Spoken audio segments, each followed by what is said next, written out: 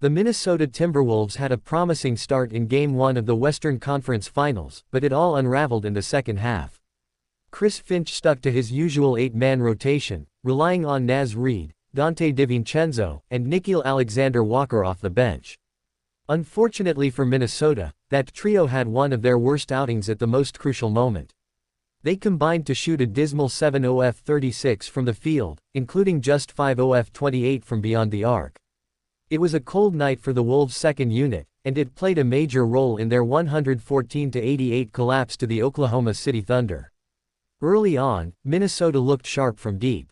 They hit 10 of 28 three-point attempts in the first half, a decent 35.7% clip.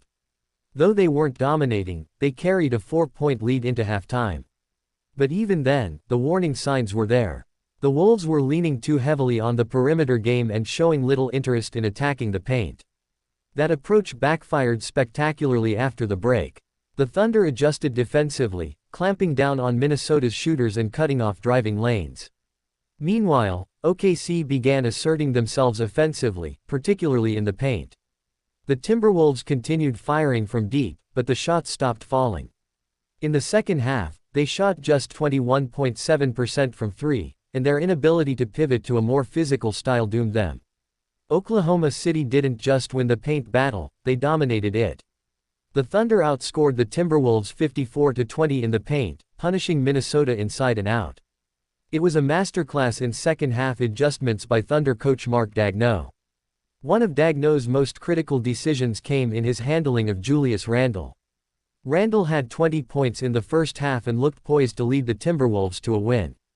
But Daigneault made a savvy defensive switch, inserting Kenrich Williams into the lineup.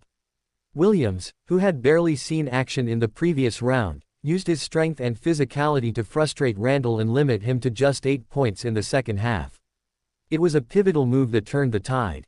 Shai Gilgeous-Alexander, OKC's MVP candidate, had a rough start. He went 2 of 13 from the field in the first half as Jaden McDaniels and Anthony Edwards pressured him into tough looks. But foul trouble forced both Minnesota defenders to the bench for stretches, and SGA took full advantage. He found his rhythm in the second half, scoring 20 of his 31 points on 8 of 14 shooting. He attacked the rim, drew contact, and found his sweet spots in the mid-range.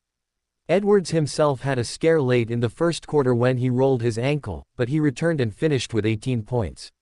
Still, he couldn't provide the offensive spark his team needed, especially as the Thunder poured it on in the second half.